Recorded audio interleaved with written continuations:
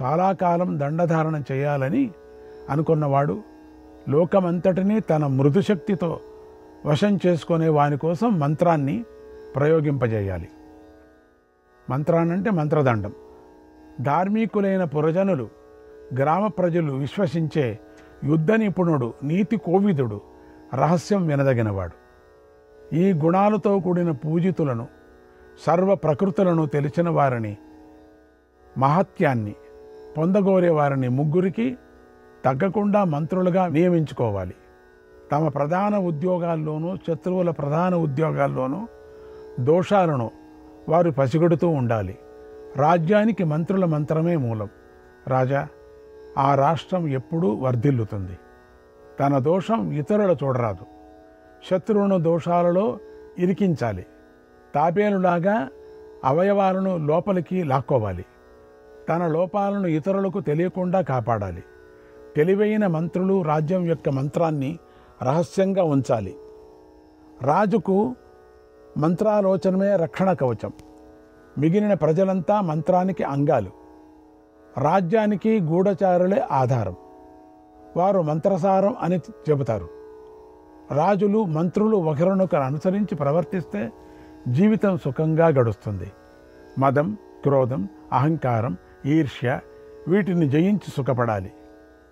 ఇది 5 చాలాలకు అతీతులై రాజులు మంత్రులతో ఆలోచించాలి. ఆ ముగ్గురు మంత్రుల ఆలోచనలు రాజు వేర్వేరుగా తెలుసుకోవాలి. తన మనసును కూడా జోడించి తన నిశ్చయాన్ని, నిర్ణయ జ్ఞానం కల గురువుకు నివేదించాలి. అక్కడికి ధర్మార్థ కామాలు తెలిసిన ఆ గురువు నలుగురి అభిప్రాయాలను పరీక్షించి విమర్శించి ఏకాభిప్రాయం సాధించే సిద్ధాంతం చేస్తాడు. తర్వాత రాజు ఆ మంత్రాన్ని కార్యరూపంలో పెట్టాలి. మంత్రతత్వార్థం తెలిసినవారు సదా ఇలా ఆలోచించాలని చెబుతారు. ప్రజలను ఆకట్టుకోవటంలో సమర్థమైనది మంత్రమే. ఆ మంత్రాన్ని ఇలా రచించుకోవాలి, నిర్వహించాలి. మంత్రాలోచన చేసే చోట పశుపక్ష్యాదులు ముందు కానీ వెనుక కానీ పైన కానీ క్రింద కానీ ఏ విధంగానూ సంచరించరాదు. ఒక ఎత్తైన భవనం ఎక్కి కానీ దర్భ పొదల రెల్ల పొదలు లేని శూన్య ప్రదేశంలో కానీ దూరంగా మాత్రమే కనబడే చోట మంత్రాలోచన చేయాలి. ఆ ఆలోచనలో దోషాలు ఉండకూడదు. వాగ్దోషాలు, అవయవాల కదలికలతో దోషాలు ఉండకూడదు. తగినంత సమయంలో పూర్తి చేయాలి అన్నాడు భీష్ముడు. శ్రీకృష్ణాయ పరమాత్మనే నమః. 84వ అధ్యాయం. భీష్ముడు ఇలా చెబుతున్నాడు. ధర్మరాజా, ఈ విషయంలో ఇంద్రునికి బృహస్పతికి జరిగిన సంవాదం అనే పురాతనమైన ఇతిహాసం ఉదాహరిస్తారు. ఇంద్రుడు అడిగాడు, విప్రోత్తమ, పురుషుడు ఏ ఒకటి ఆచరించి సర్వభూతాలకు ప్రమాణం అవుతాడు, గొప్ప కీర్తిని కూడా పొందుతాడు అన్నాడు. అప్పుడు బృహస్పతి ఇలా చెప్పాడు, దేవేంద్ర, మంచి మాట అనేది ఒక్కటే కర్తవ్యం. దాన్ని చక్కగా ఆచరించిన వాడు సర్వభూతాలకు ప్రమాణం అవుతాడు, గొప్ప కీర్తిని కూడా పొందుతాడు. ఈ మంచి మాట అనే ఒక్క పదమే సర్వలోకానికి సుఖకరమైనది. దీన్ని ఆచరించి సదా సర్వభూతాలకు ప్రియుడవుతాడు. ఎప్పుడూ ముఖం చిట్లించుకొని ప్రియంగా మాట్లాడకుండా ఉండేవాడు అందరికీ ద్వేషింపదగినవాడు అవుతాడు. అన్నీ పరిశీలించి తానే ముందుగా చిరునవ్వుతో పలకరించే వారిని లోకమంతా ప్రసన్నంగా చూస్తుంది. దానమేవహి సర్వత్ర దానమేవహి సర్వత్ర సాంత్వేనానభి జల్పితం న ప్రీణయతి భూతాని న ప్రీణయతి భూతాని నిర్వ్యంజన వివాసనం నిర్వ్యంజన వివాసనం. మంచి మాటలు లేని దానం, కూరలు లేని భోజనాల్లా ప్రాణులెవరికీ తృప్తి కలిగించదు. తీగా మాట్లాడుతూ ప్రజల ధనమంతా అపహరించిన ఆ సాంత్వంతో సర్వలోకాన్ని వశపరుచుకొనవచ్చు.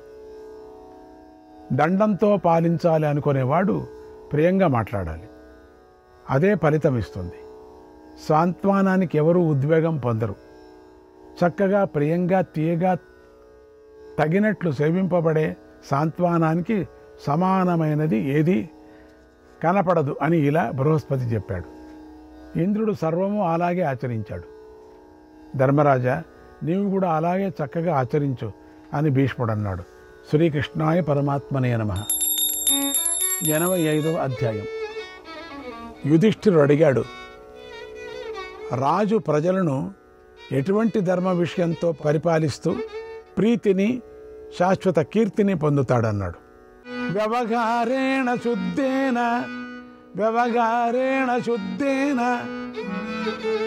ప్రజాపాలన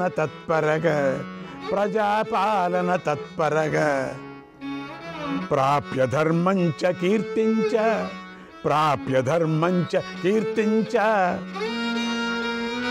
లోకానాప్నోత్యుభ్యౌ శుచిః. భీష్ముడు ఇలా చెప్పాడు, ప్రజాపాలన తత్పరుడైన రాజు శుద్ధమైన వ్యవహారంతో ధర్మాన్ని కీర్తిని పొంది ఇహపర లోకాల రెండిటినీ సాధిస్తాడు. అప్పుడు యుధిష్ఠిరుడు మళ్ళీ అడిగాడు, మహాప్రాజ్ఞ, ఎటువంటి వ్యవహారాలతో రాజు ఎవరితో వ్యవహరించాలి? ఇంతకుముందు చెప్పిన గుణాలు అన్నీ ఏ ఒక్క పురుషునిలోనూ ఉండవని నా అభిప్రాయం అన్నాడు. భీష్ముడు చెప్పాడు, బుద్ధిమంతుడా, నిజమే, అది అంతే. ఈ శుభగుణాలన్నీ కూడిన పురుషుడు ఒక్కడైనా దుర్లభుడే. శీలం అంతటినీ ఒకచోట సంక్షేపించడం ఎంత ప్రయత్నించినా దుర్లభమే. ఎటువంటి మంత్రులను నియమించుకోవాలా చెబుతాను విను.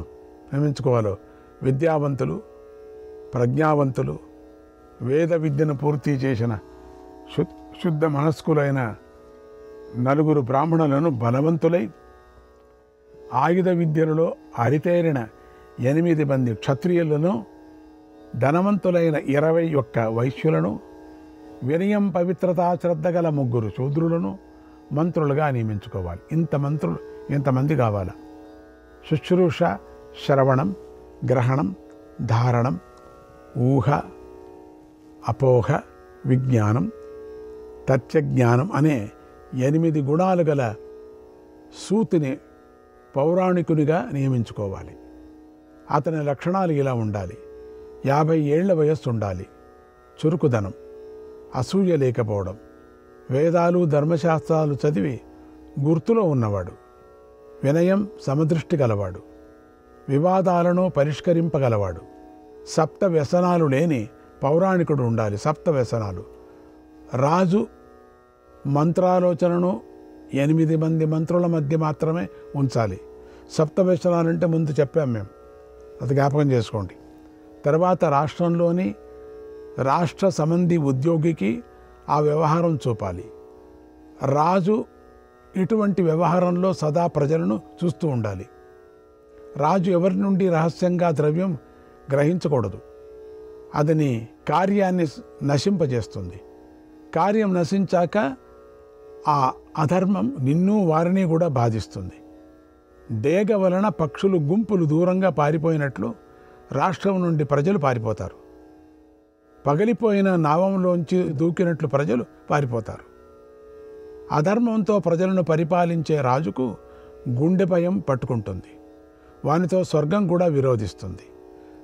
ధర్మాసనం మీద నిలబెట్టిన రాజు కానీ, మంత్రి కానీ, రాకుమారుడు కానీ అధర్మంతో పాలించే రాజును అనుసరించితే, అధికారులు సరిగా కార్యనిర్వహణ చేసుకోలేకపోతే వారంతా రాజును ముందుంచుకొని అధోగతికి పోతారు. బలాత్కృతానాం బలిభిః కృపణం బహుజల్పతాం నాతో వై భూమిపో నిత్యం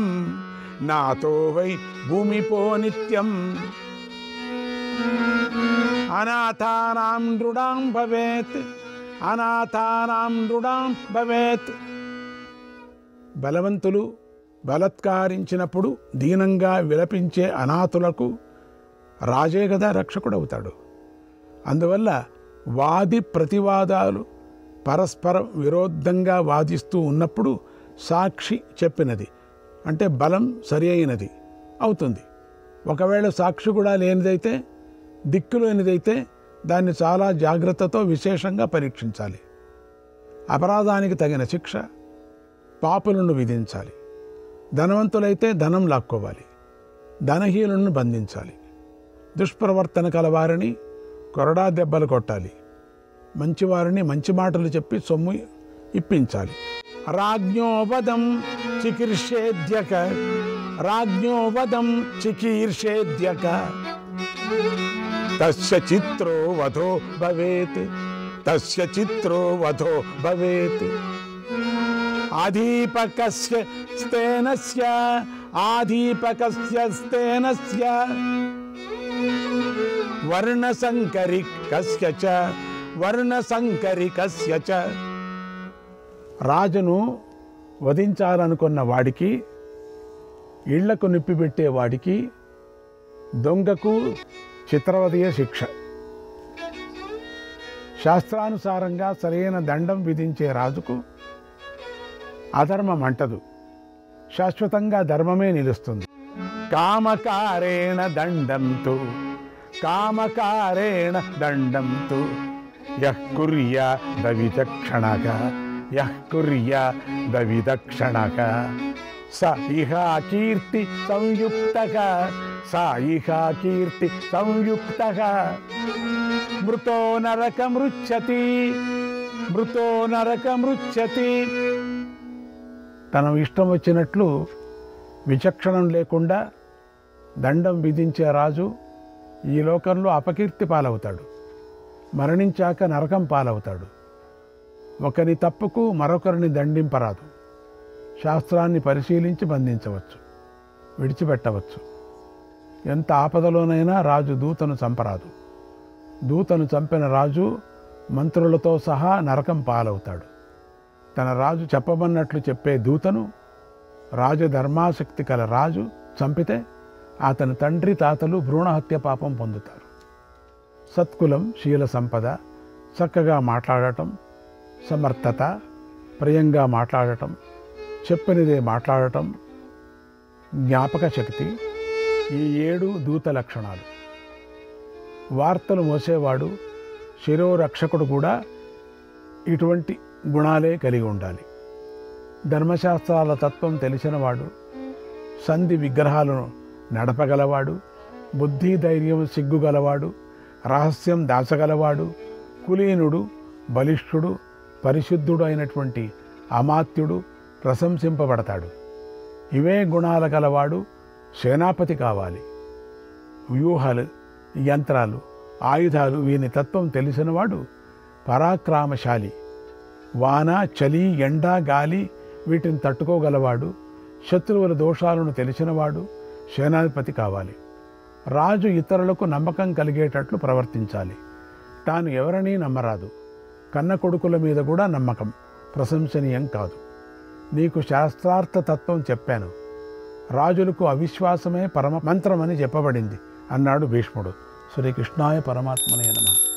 86వ అధ్యాయం. యుధిష్ఠిరుడు అడిగాడు, పితామహ, రాజు నివసించటానికి పురం ఎటువంటిది ఉండాలి? ముందే నిర్మింపబడినదా లేక తాను నిర్మించుకున్నదా? నాకు చెప్పన్నాడు. భీష్ముడు చెప్పాడు, పుత్రులతో, జ్ఞాతులతో, బంధువులతో రాజు నివసించవలసిన చోట వృత్తిని గురించి, రక్షణను గురించి అడగడం న్యాయమే. నీకు కోట యొక్క నిర్మాణం గురించి విశేషంగా చెబుతాను. వీని ప్రయత్నంతో దాన్ని ఏర్పరచుకొని ఆచరించు. దుర్గం 6 విధాలుగా ఏర్పరచుకోవాలి. వాటికి నగరాలు ఏర్పరచుకోవాలి. సంపదలకు మూలంగా అన్ని సమృద్ధిగా ఉండేటట్లు దుర్గం ఉండాలి. ధన్వదుర్గం మహీదుర్గం, ధన్వదుర్గం మహీదుర్గం, గిరిదుర్గం తథైవ చ, గిరిదుర్గం తథైవ చ, మనుష్యదుర్గం అబ్దుర్గం, మనుష్యదుర్గం అబ్దుర్గం, వనదుర్గం చ తాని షట్, వనదుర్గం చ తాని షట్. ధన్వదుర్గం మహీదుర్గం, గిరిదుర్గం, మనుష్యదుర్గం, జలదుర్గం, వనదుర్గం అని దుర్గాలు, కోటలు 6 విధాలు. ధన్వదుర్గం అంటే భూదుర్గం, దాని చుట్టూ నీరు లేని ప్రదేశం ఉంటుంది. అదే మరుదుర్గం అని కూడా అంటారు. పురం భూదుర్గంలో చుట్టి ఉండాలి.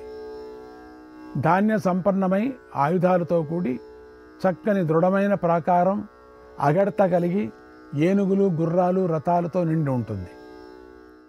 విద్వాంసులు, శిల్పులు, ధనాగారాలతో ఉంటుంది. ధార్మికులైన ప్రజలు, సమర్థులైన ఉత్తమ జనులతో కూడి ఉండాలి. శక్తిగల మనుష్యులు, ఏనుగులు, గుర్రాలు కలిగి 4 వీధుల కూడళ్ళు, వర్తకశాలలు, న్యాయస్థానాలు కలిగి ప్రశాంతంగా నిర్భయంగా తిరిగేటట్లుండాలి. చక్కని కాంతులతో, మంగళధ్వనులతో ప్రశస్త భవనాలు కలిగి ఉండాలి. శూరులతో, వేదఘోషాలతో నిండి ఉండాలి. సమాజం ఉత్సవాలతో, దేవపూజలతో ఉండాలి. అటువంటి నగరంలో రాజు తనకు వశులైన అమాత్యులతో, సేనలతో కలిసి ప్రవేశించాలి. నగరంలో కోశం, బలం, స్నేహితులు, వ్యవహారాలు పెంపొందించాలి. నగరంలోనూ చుట్టూరా జనపదాలలోని దోషాలన్నీ తొలగించాలి. ధనాగారం, ఆయుధశాలలు వీటిని ప్రయత్నంతో వృద్ధి పొందించాలి. ధాన్యపు నిల్వలు, యంత్రాలు, ఆయుధాల శాలను వృద్ధి పొందించాలి. కట్టెలు, లోహాలు, ఊక, బొగ్గులు, చెక్కలు, కొమ్మలు, ఎముకలు, వెదురు వస్తువులు, కొవ్వు, నూనె, వస, తేనె, జనపనార, ధూపద్రవ్యాలు, ధాన్యము, ఆయుధాలు, బాణాలు, చర్మాలు, నరాలు, బెత్తం, మంజుగడ్డి, తుంగ, బేరి మొదలైన వాద్యాలు వీటిని రాజు నిల్వ ఉంచాలి. పెద్ద నీటి తొట్టెలు, చలివింద్రాలు, నిండిన చెరువులు ఉండాలి. రాజు పాడి పశువులను, చెట్లను రక్షిస్తూ ఉండాలి. ఆచార్యులు, ఋత్విక్కులు, పురోహితులు, ధనుర్విద్యా విశారదులు, శిల్పులు, జ్యోతిష్కులు, వైద్యులు వీరిని రాజు శ్రద్ధతో సత్కరించాలి. ప్రాజ్ఞులు, మేధావులు, ఇంద్రియ నిగ్రహం కలవారు, సమర్థులు, శూరులు, పండితులు, కులీనులు, బలసంపన్నులు, అన్ని పనులు నిర్వహింపగలవారు వీరిని సత్కరించాలి. రాజు ధార్మికులకు పూజించాలి, అధార్మికులను దండించాలి. సర్వవర్ణాల వారిని వారి వారి పనుల్లో వినియోగించాలి. గూఢచారుల ద్వారా నగరాల్లోనూ జనపదాల్లోనూ బాహ్య ఆంతరంగిక సమాచారాన్ని సేకరించి బాగున్నాయని తెలుసుకొని అప్పుడు పనులు ప్రయోగించాలి. మంత్రం, కోశం, దండం వీటి విషయంలో రాజే స్వయంగా గూఢచారులతో సమాలోచన చేయాలి. రాజ్యమంతా అందులోనే ఉంది కదా. రాజులకు గూఢచారులే కళ్ళు. నగరంలో, గ్రామాల్లో ఉదాసీనులు, శత్రువులు, మిత్రులు ఏమి చేయదలుచుకున్నారో అంతా చారుల ద్వారా తెలుసుకోవాలి. భక్తులను పూజిస్తూ, ద్వేషించే వారిని శిక్షిస్తూ, ప్రమాద పడకుండా ప్రతిక్రియ చేస్తూ ఉండాలి. నిత్యము యజ్ఞాలు చేయాలి. ప్రజలను పీడించకుండా దానం చేయాలి. ప్రజానాం రక్షణం కార్యం, ప్రజానాం రక్షణం కార్యం, నకార్యం ధర్మ బాధకం, నకార్యం ధర్మ బాధకం. ప్రజారక్షణయే రాజు కర్తవ్యం. ధర్మ బాధకమైన పని ఏది చేయరాదు. దీనులు, అనాథులు, వృద్ధులు వీరి యోగక్షేమాలు, బ్రతుకు తెరువు నిత్యము కల్పించాలి. ఆశ్రమాల్లో కాలానుగుణంగా వస్త్రాలు, పాత్రలు, భోజనాలు వీటిని సత్కారం చేసే అర్చించి గౌరవించి రాజు సదా చేకూరుస్తూ ఉండాలి. తపస్సులకు తన్ను గురించి, రాష్ట్రం గురించి అన్ని పనులు శ్రద్ధతో నివేదించాలి. వారి ముందు ఎల్లప్పుడూ వినయంతో నిలవాలి. శ్రీకృష్ణాయ పరమాత్మనే నమః.